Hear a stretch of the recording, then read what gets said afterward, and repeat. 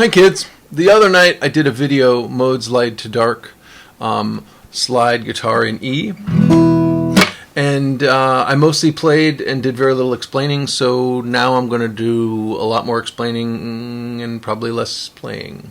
Because it looks like people are interested in that, and I'm working with a student today who we're working on slide playing and intonation and stuff. And I'm going to get the sweater out of the way because that's how I'm doing today. And so first of all, right here I've got the guitar in open E. You don't have to tune your guitar in open E. I do think that tunings are very useful for learning slide and learning just intonation. And I'm not going to talk about tuning the guitar in just intonation today because I have a couple other videos in that on the channel. If you search the channel for just intonation, you'll find them, I think. But it's basically an open E chord, and it's just nice to be able to throw into the drone every once in a while. But you don't have to tune the guitar in open E. You can just tune standard because we're just really going to play on the high E string today. And then I just want to talk just a little bit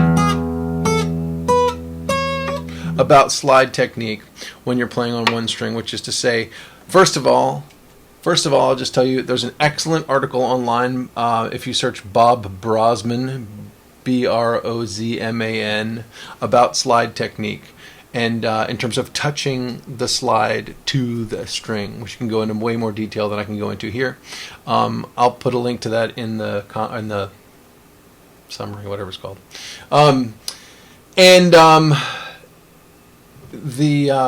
So I would go there to get some more details on that. And but one thing I just want to say is for today, I'm just playing with the slide tipped away from the other strings. So I'm not actually putting it flat on all of the strings as one does sometimes with slide playing, but I'm just tipping it away. And then the other thing that I'm going to do is that I'm going to damp behind the slide with the finger of my left hand, particularly when I'm starting the note, right when I pick it. And then I'll take it off to hear the beautiful resonance afterwards. So I'll start with the damping and then take the finger off.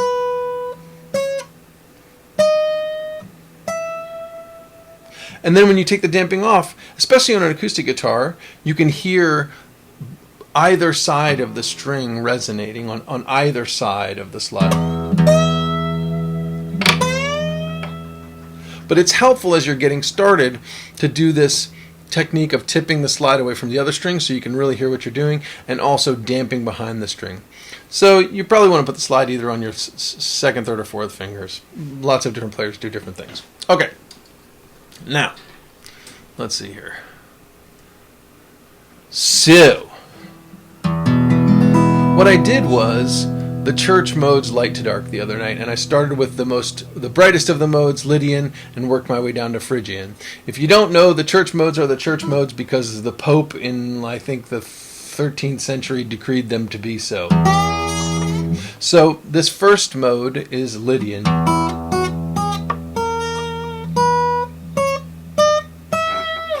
And you're going to find those notes. It's 1, 2, 3,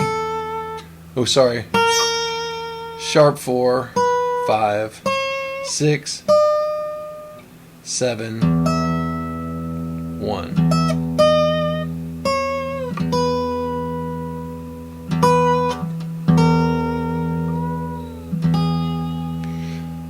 Sharp 4, 3, 1. There's your Lydian.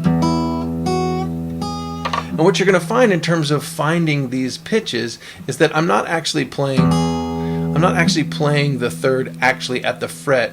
I'm going to be playing it where the harmonic would be on the string, at 1/5 of the string. And what you'll hear is that when you then take your finger off the damping behind it, both sides of the slide will be in tune.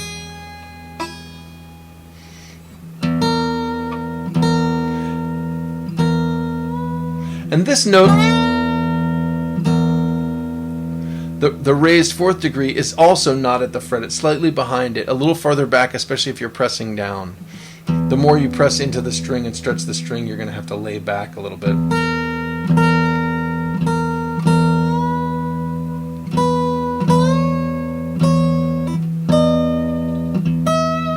These locations are actually in the first comment on the other video. Maybe I can copy them into this one. This is at 1/5 of the string, and this is at 2/5 of the string. And then you go from the raised fourth degree. Instead of playing that raised fourth, for Lydian you play the regular, the natural fourth. That amen sound. Just below where the fret is. And if you're not feeling confident about hearing these intervals, I'd recommend W.A. Matthews' Harmonic Experience to learn how to sing these. Very valuable. This is where I learned all of this stuff, and also from W.A. Matthew himself. So there you just have your regular major scale.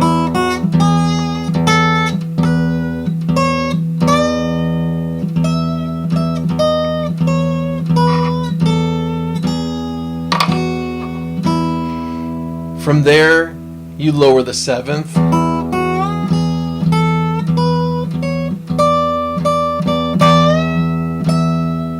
And you have this note which in Sargam, in Indian solfege, which is called Sargam, you have the flatted seventh. And this is a little bit sharp of the fret at the 10th fret.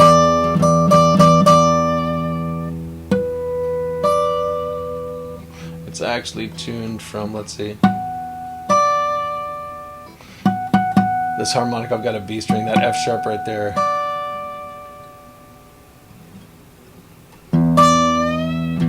So there's your lowered seventh.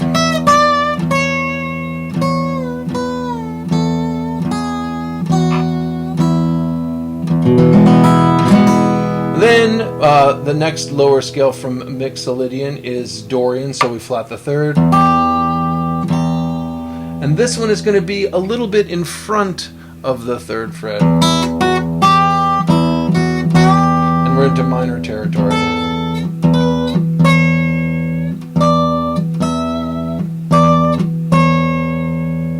Sorry about that.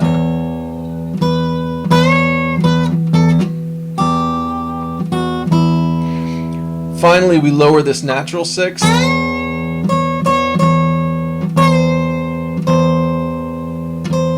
To the flatted 6th. We had the natural 6th.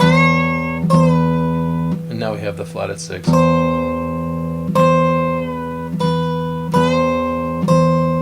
This one is just in front of the 8th fret there. And it really sounds darker, more minor. It's beautiful.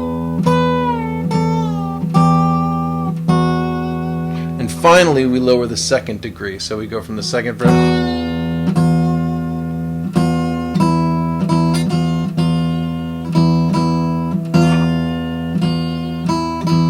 Very dark. It's a little bit in front of the first fret. And that's how you go, by changing one note at a time. You go from Lydian down to Ionian, down to Mixolydian, down to Dorian, down to Ionian, down to Phrygian, and then you go back up. And a really good practice is to practice these sounds one at a time, making your way from most overtonal down to most reciprocal, and then backing up, spending a little bit of time in each place. Perhaps first a lot of time, and then smaller amounts of time going back and forth. I have done this every day for years. Now I do it very quickly for just maybe a couple minutes a day. But when I started, I would take maybe, I don't know, 20 minutes, sometimes longer, when I had it, to just work through those sounds, because it's nice beginning steps about learning your way through harmony and different parts of harmony, and also getting really in tune. And that's why I'm talking about this today with a student, is because it's really important to hear these places and find those precise places. My student today has an excellent ear, so I know he's going to find these things on his own, but and through working with him. But if you're, like I said, if you're having a little bit of trouble, all of this stuff is in a book called Harmonic Experience, or you can contact me through my website, jamclass.com. Okay, if you're on time and you're in tune, you're okay.